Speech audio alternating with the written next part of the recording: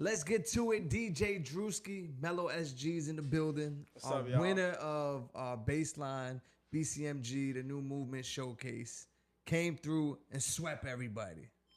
How does it feel, Melo? Feel blessed. Feels amazing, honestly. When I went there, that was like my first competition I did.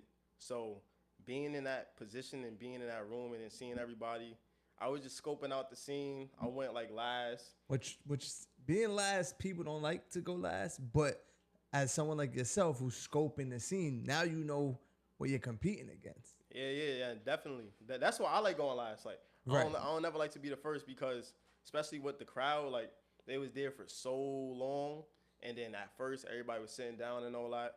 So once they started standing up and getting hype as it went on, I already knew. Like, I knew I was.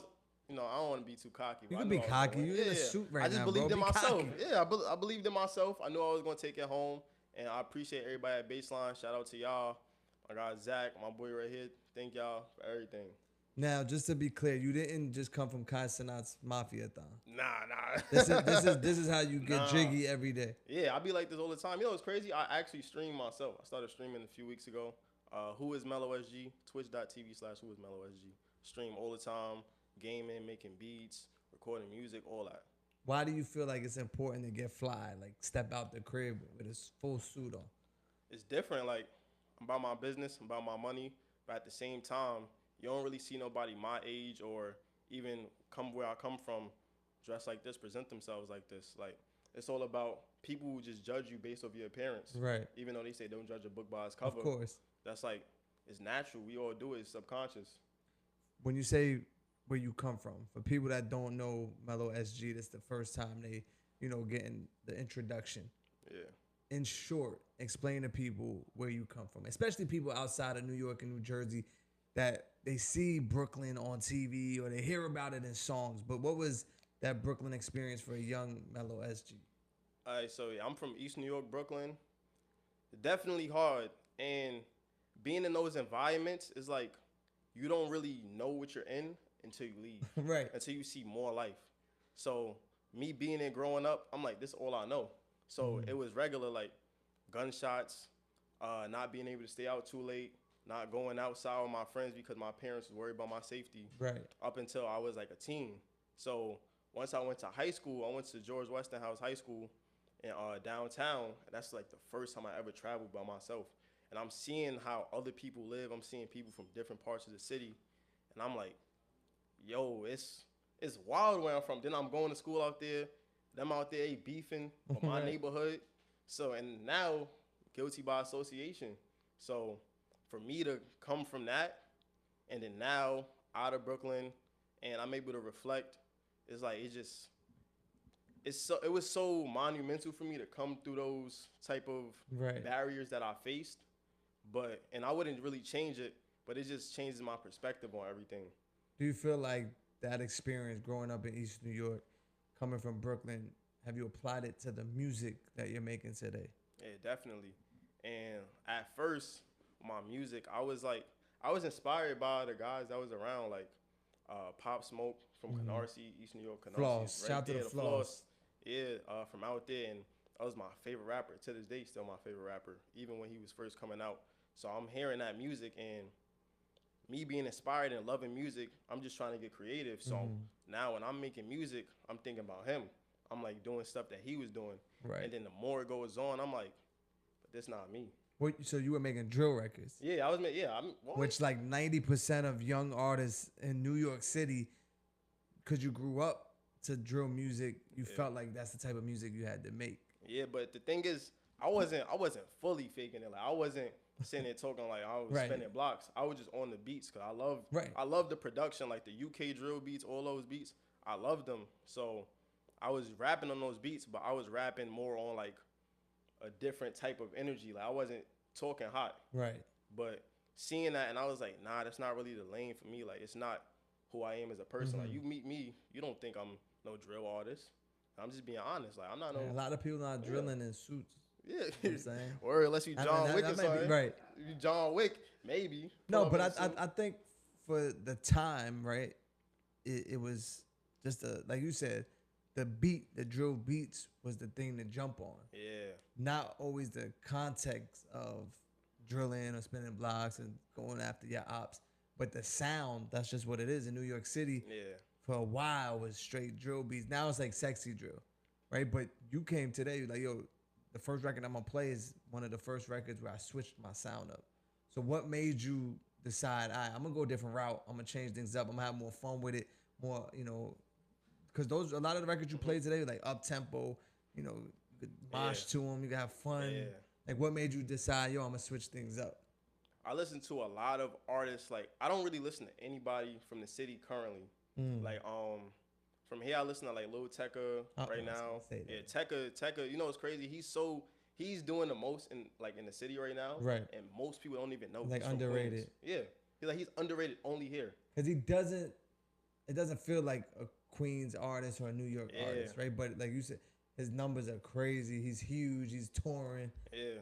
So is that the lane you want to start going now? Like festivals definitely. And building a core following? Yeah, of course. That's my main goal. Like, honestly, like just building up the fans.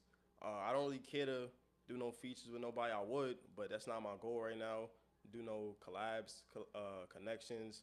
Having connections is cool because I produce as well, so that's a good thing. But on the other part, like, I just want to build up my fans because that's the main thing. That's who's gonna drive you, who's gonna keep you here, and give you longevity with all that.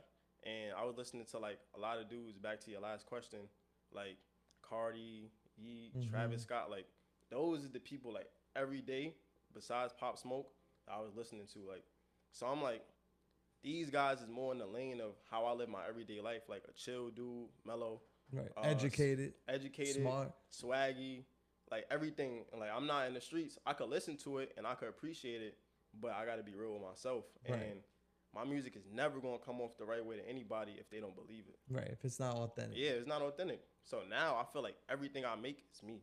Like, because outside of just making music, you teach music too, right? Yeah. To youth, to the kids. Yeah, shout out to the Mindset, Growth and Goals. It's crazy because I started out there and I'm still I don't care about the titles and all that. Right. Because I'm going there and shout out to my guy Dro. I was there and I went there one time. I just graduated high school. I was kind of going through like a little in between if I should like go get a job, if I should go to school. And I went there and it was a bunch of like young people. Like, that was the first time I'm like the oldest person in the room. And I'm 17. So I'm around them and the energy was just different. So being there, I just built up my skills of like just being like an older brother to all of them. Because I'm the youngest in my house. So being like an older brother to a bunch of youngins who's talented and creative.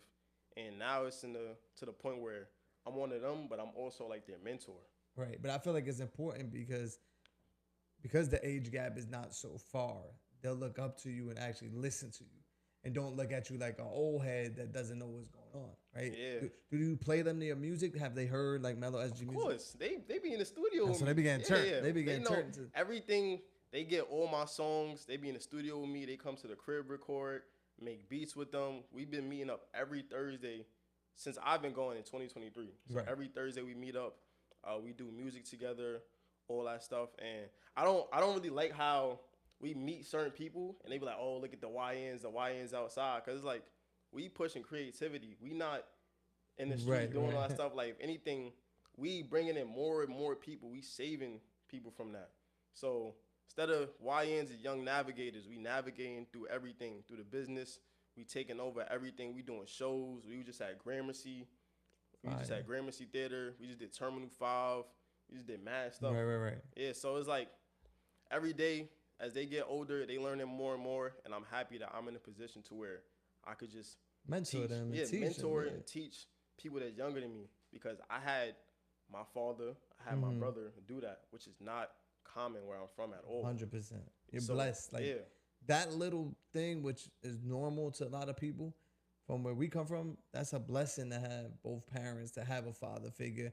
And you were speaking about being the youngest in the house, and we were talking about some of the influence that maybe your pops or your brother had on you to help pursue that dream of doing music, because Pops was doing it before you was probably born. Yeah.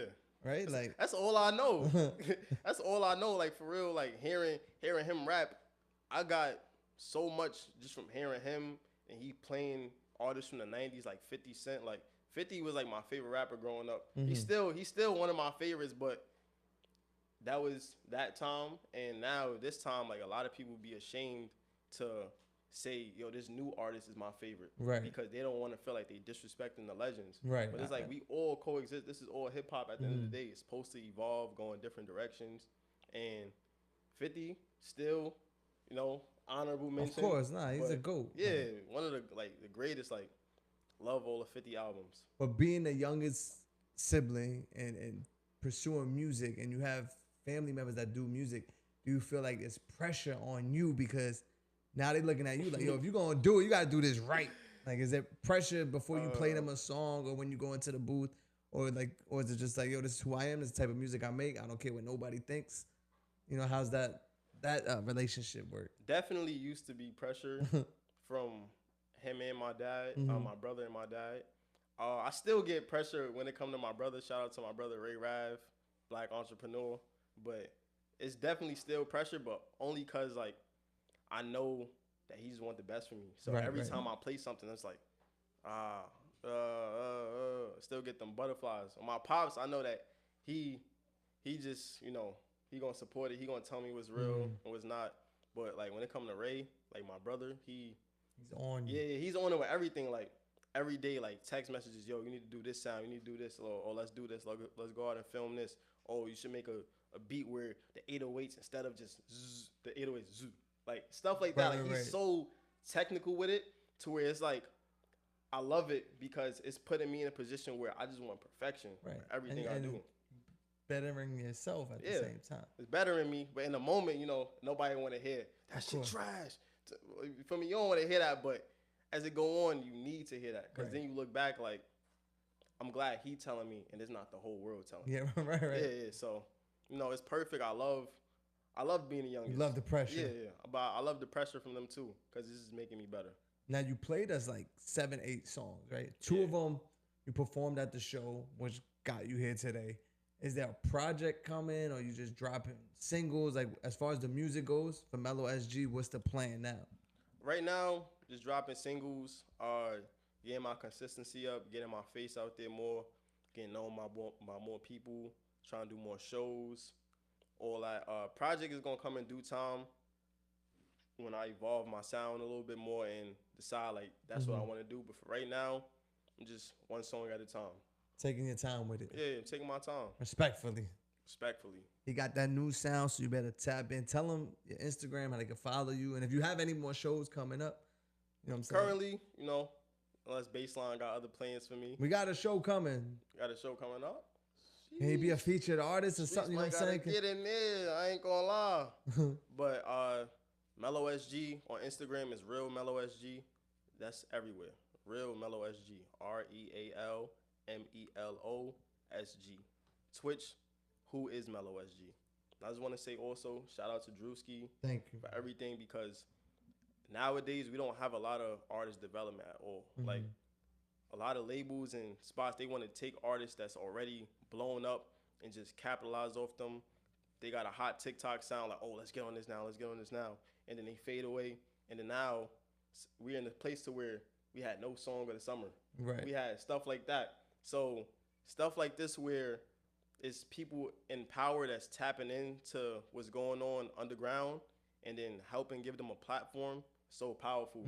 Especially like with you, even with the thing we use, like, oh, I'm not gonna play no music where somebody dissing, we're dissing people. Oh no, I took a lot of heat for that one. Yeah, but it's like, you gotta do stuff like that, cause all your little Brooklyn friends was trying to, like, you know what I'm saying? Yeah, but you know, it's stuff like that to where at least of course. At least you're showing attention to that part of music and still playing it, but you also want better for everybody. Of course. So I definitely appreciate that. Just gotta give you your flowers for that. Thank you for having me here as well. I hope my statement didn't make you change up your music, or maybe I hope it did, because now look, you're making better records. Yeah, look good. Stuff like that. Definitely, like, a lot of my sound, like, what changed my sound is really realizing that the world is not New York. Right. Like, New York is not the growth. Yeah, New York is not the whole world. Right. So a bunch of people out of the state, all that, they like, I hate drill, I hate drill, I hate drill. And I'm like, damn, those are the people I want as my supporters. Right, like, right. They hate what I'm doing. All right, it's time for me to be myself. Mm-hmm. Well, So, listen, you're here now. You're making great records. yeah, appreciate We're going to that. follow your journey. Melo SG in the building. DJ Drewski, the new movement. He'll be back. I'm sure you'll be back because you got a lot cooking up. Yeah, definitely be back. You know, expect to see me a lot more. Can merge that. We here. I appreciate you stopping by, bro. Of course. Let's get it. Peace.